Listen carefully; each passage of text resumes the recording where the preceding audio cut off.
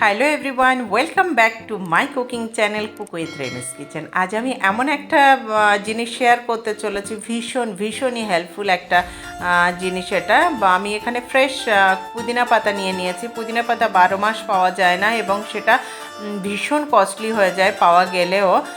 তো আমি যেভাবে এটাকে স্টোর করি সেইভাবে দেখাচ্ছি। এইভাবে স্টোর করবেন পুদিনা পাতা, একদম রিফ্রেশ থাকবে। তবে আইসটা মেল্ট হয়ে গেলে সফট অবশ্যই হয়ে যাবে, সেটা চিন্তা করবেন না। এইভাবে জল ভরে এটাকে ঢাকা দিয়ে ডিপ ফ্রিজের মধ্যে রেখে দিন। 8-10 ঘন্টা বরফ জমে গেলে তারপরে বের করুন এবং যেটুকু প্রয়োজন সেটুকু ব্যবহার করুন। করে আবার ঢাকা দিয়ে অ্যাজ ইট ইজভাবে আবার ডিপ ফ্রিজে রেখে দিন।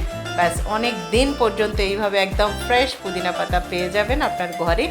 একবার অবশ্যই ট্রাই করবেন। আর আমার চ্যানেলের নতুন ভিউয়ার্স হলে এক্ষুনি লাইক করে দিন, শেয়ার করে দিন, কমেন্ট করবেন আর সাবস্ক্রাইব করতে ভুলবেন না। পাশে থাকা বেল আইকন অবশ্যই প্রেস করবেন। দেখুন, আমি 10 ঘন্টা বাদে ফিরে এসেছি।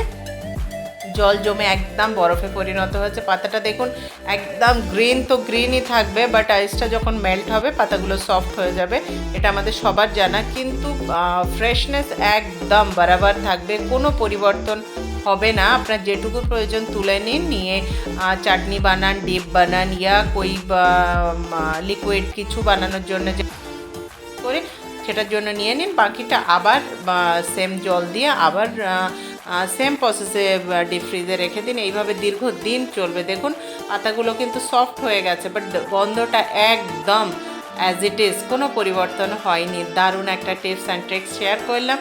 ভালো লাগলে অবশ্যই কমেন্ট করে জানাবেন। আর একবার করে দেখুন, অনেক দিন পর্যন্ত এটা ব্যবহার করা যায়। রোজ রোজ পুদিনা পাতা নিয়ে আসার ঝঞ্ঝাট থেকে মুক্তি, আপাতত অফ সিজনে। কেমন লাগলো অবশ্যই কমেন্ট করে জানাবেন। Thank you for watching.